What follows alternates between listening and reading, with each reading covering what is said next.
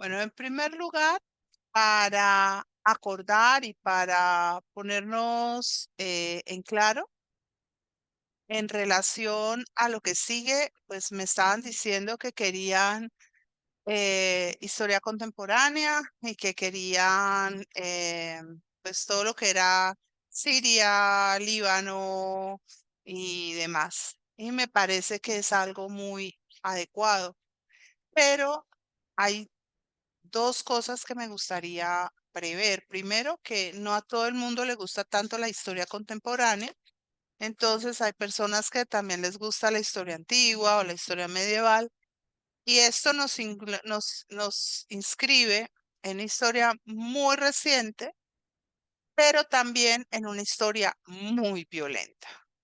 Es una historia dura porque es una historia de guerras, guerras, guerras. Entonces, ¿cuál es la idea? La idea mía es hacer de una manera relativamente muy sintética, en 4 clases por país, más o menos, 4 o 5 como máximo, hacer un recorrido, empezando por ejemplo, en el caso de Siria, la historia antigua, luego la medieval, que es muy interesante. Siria estuvo en el ojo de la cruzada, y de allí pasar a lo que fue la historia moderna y ya ahí caer en la contemporánea. O sea, también para poder entender por qué un personaje como Bashar al-Assad está donde está, ¿sí?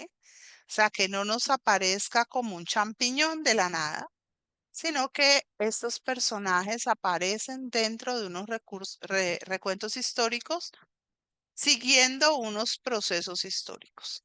Y de allí pasar al Líbano, hacer otro tanto y los países que elijamos. No nos vamos a quedar tanto en ellos como por ejemplo en Israel o sí, no tan profundo, pero para que sea un poquito más moderado, para que no sea solamente historia de guerras. De todas maneras, les voy a dejar la inquietud para que me cuenten, pues, qué tal les parece.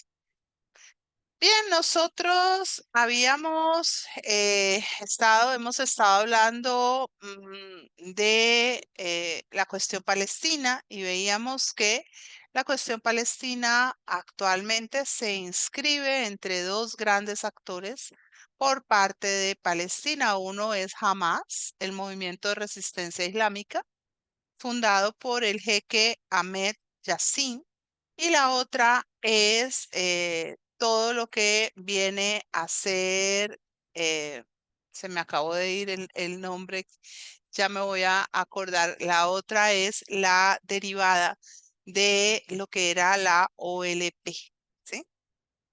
Bien,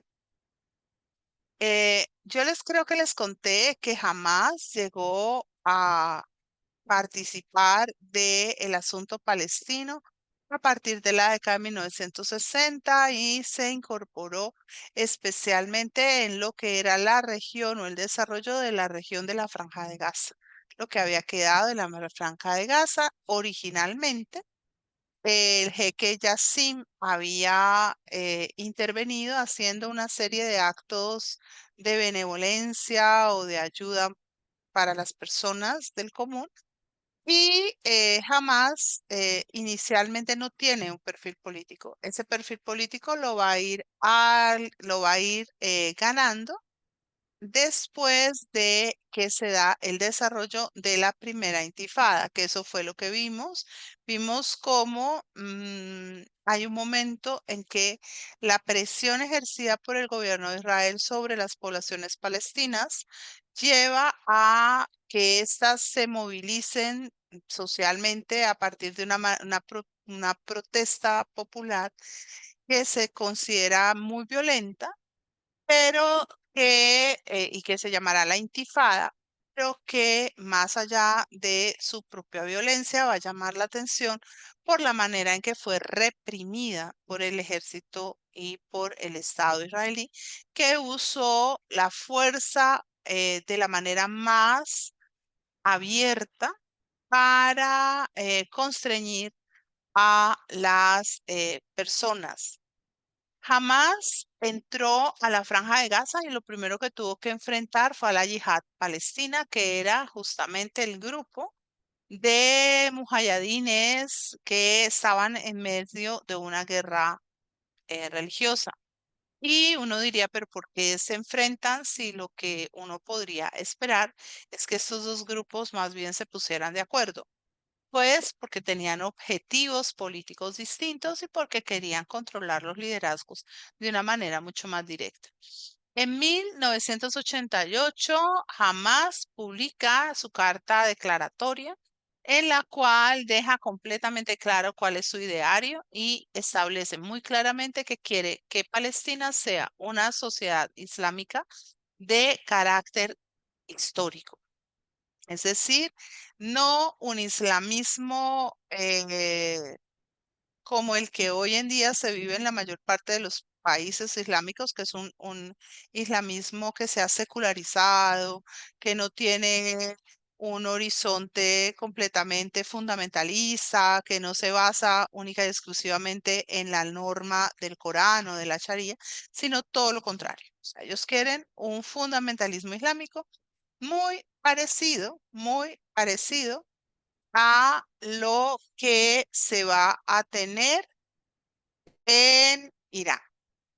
Como la situación en Gaza y en los territorios palestinos de Cisjordania es una situación tensa y dramática, que es una situación donde ha habido una permanente supervisión, acompañamiento o interdicción por parte del Estado judío. O sea, los judíos tienen un cuerpo de fuerza que se llama la Shin Bet. El Shin Bet entra como Pedro por su casa y hace trabajo de inteligencia permanente para deshacerse de los probables líderes peligrosos o amenazantes para su país. Así que el Politburó, el grupo dirigente eh, de Hamas, se desplazó al exterior y la mayoría de ellos se fueron para Qatar. Muchos están en Qatar. Ya, originalmente estaban en Egipto, pero bueno, ellos se han movido. Este es el organigrama de Hamas. Lo que conocemos, o sea, es un organigrama bastante complejo que les permite tener la capacidad para reemplazar a aquellos miembros que puedan caer en batalla, ¿no? O sea, y nosotros vamos a ver que son muchos hombres y que si hay algo que jamás tiene, es una muy buena organización. Después de la intifada, de la primera intifada, mm, se hizo cada vez más evidente, bueno, y antes de la segunda fue en 1992, se hizo cada vez más evidente la necesidad de buscar soluciones de paz. Y esa mediación de las soluciones de paz ha sido adelantada con la participación del gobierno de los Estados Unidos. La percepción del gobierno de los Estados Unidos, basada en la historia real, efectiva y manifiesta de las cosas, ha sido permanentemente que el gobierno de Estados Unidos es projudío.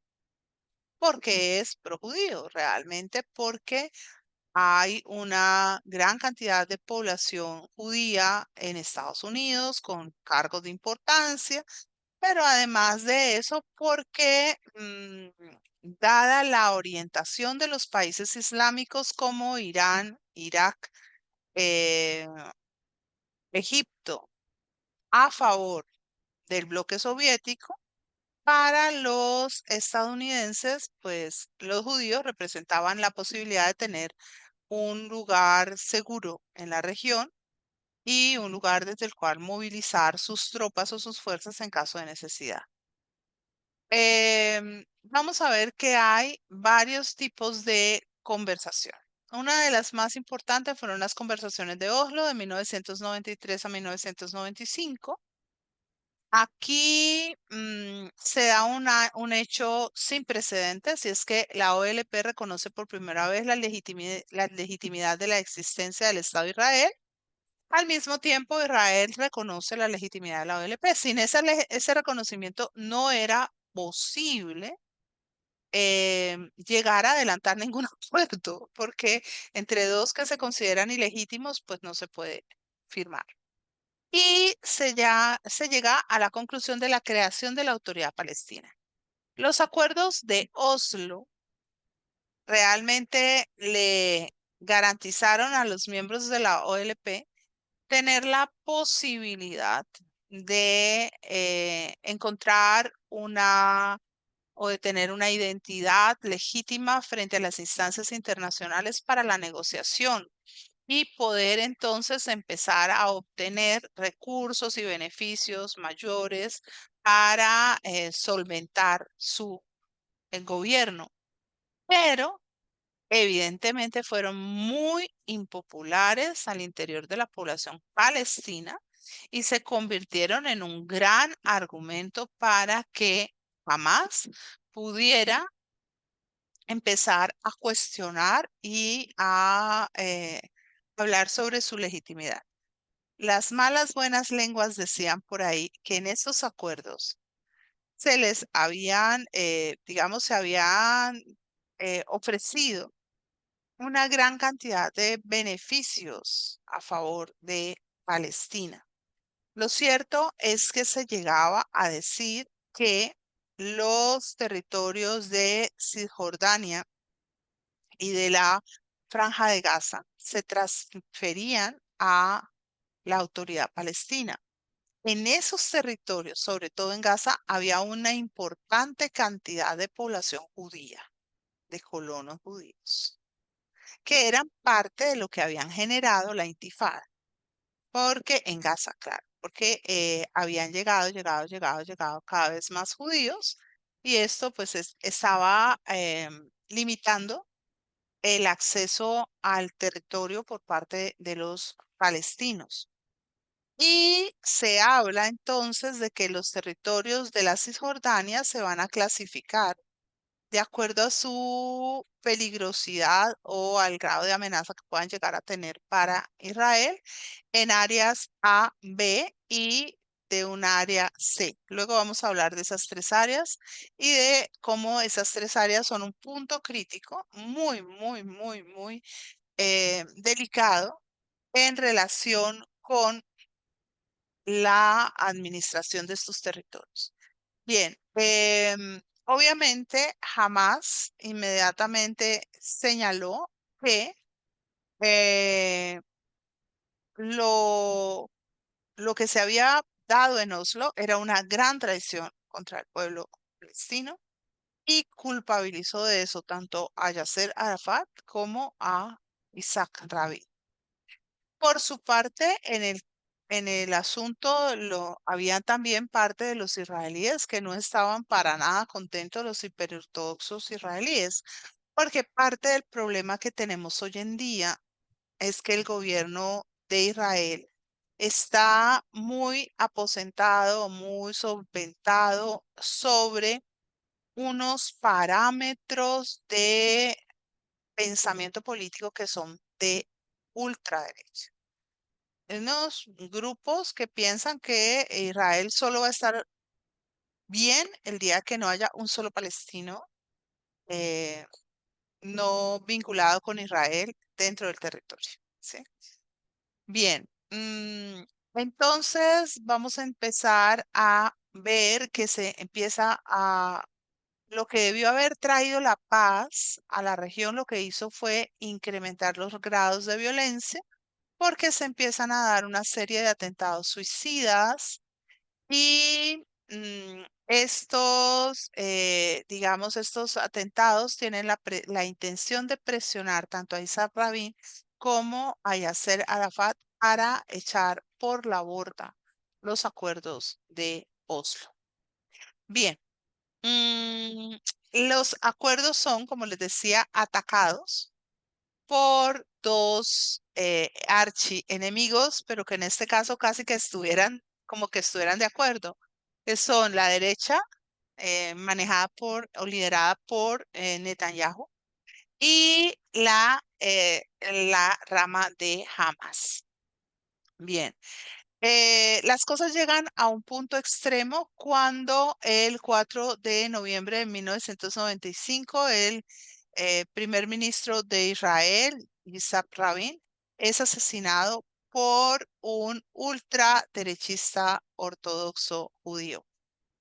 En ese momento, digamos, todo lo que venía ocurriendo va a generar una situación que va a llevar a que el gobierno más pacifista, más eh, mediador, que era el gobierno laborista, que había venido manejando las circunstancias o las condiciones de vida en Israel, fuera reemplazado por Benjamin Netanyahu y por el partido del Likud, que es un partido mucho más guerrerista, mucho más reaccionario, mucho más duro.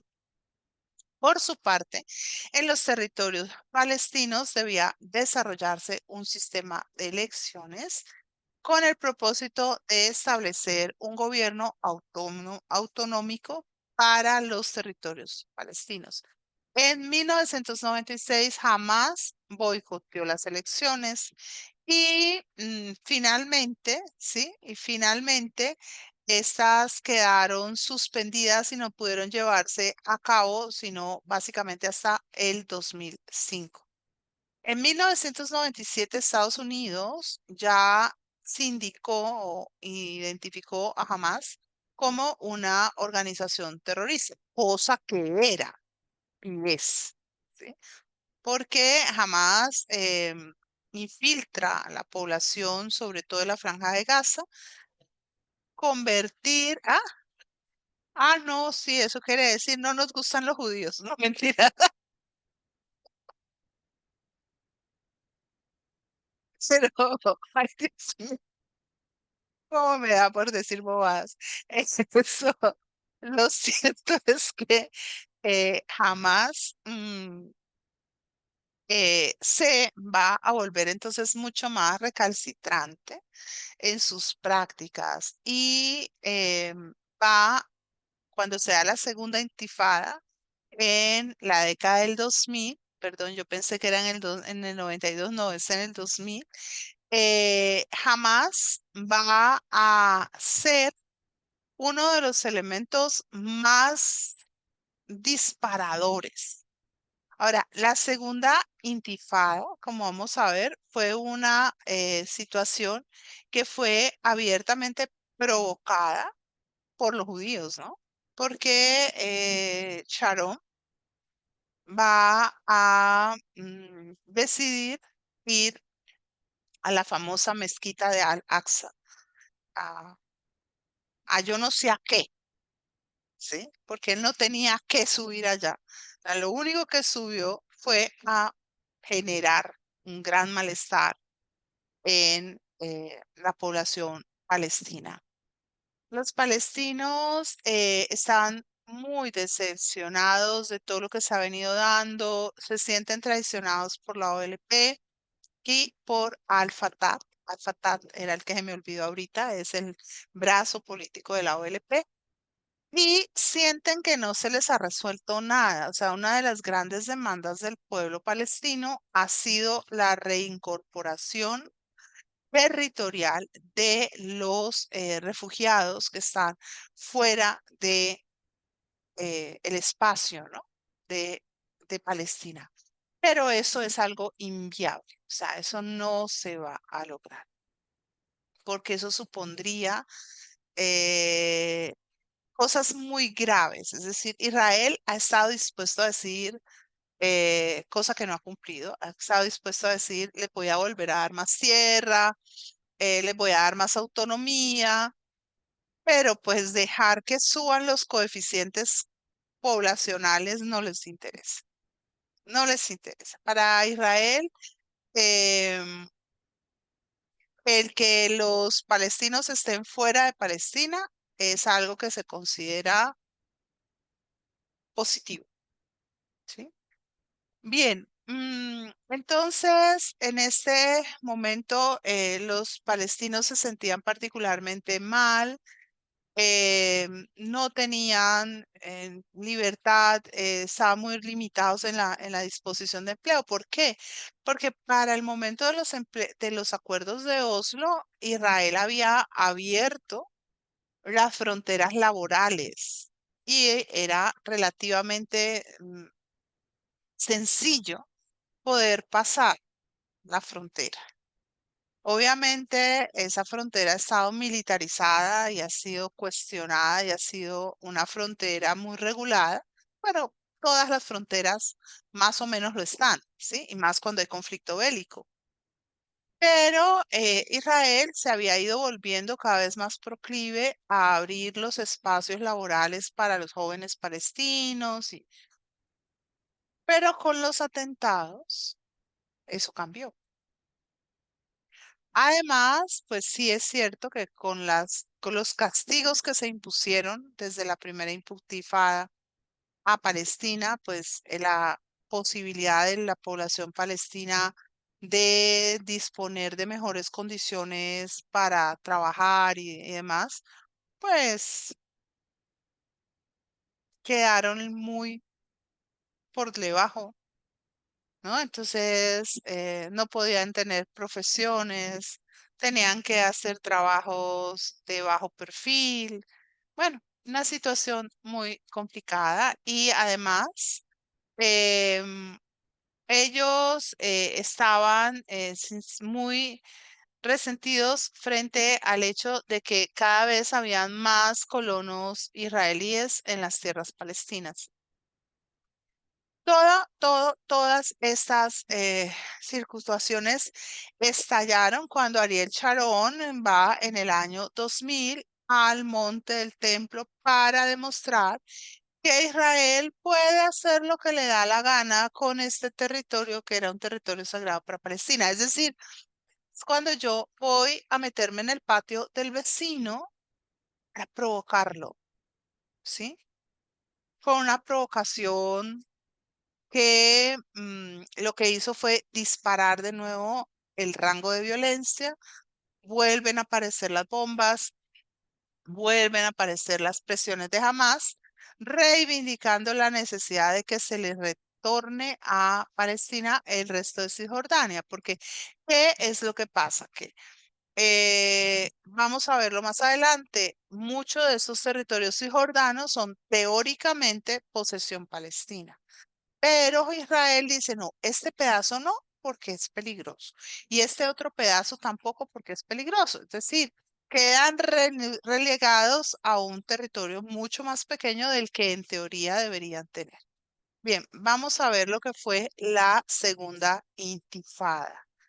Entonces, resulta que, tranquila, em, la situación es que en unas condiciones de normalidad, o de tranquilidad el que un líder de un país visite un templo de otro no debería generar tanto malestar. Pero como el malestar está allí latente, cualquier circunstancia sirve para hacer que salte por los aires. En ese momento, jamás que venía de ser una presencia minoritaria, limítrofe, no muy importante dentro de la Franja de Gaza, se dispara, porque encuentran la posibilidad de ser quienes tomen la vocería. La gente está molesta y ellos son maravillosos para orquestar la molestia ajena y de esta manera van a lograr obtener el 52% de representatividad en la Franja de Gaza y el 10% de representatividad en los territorios palestinos de Cisjordania.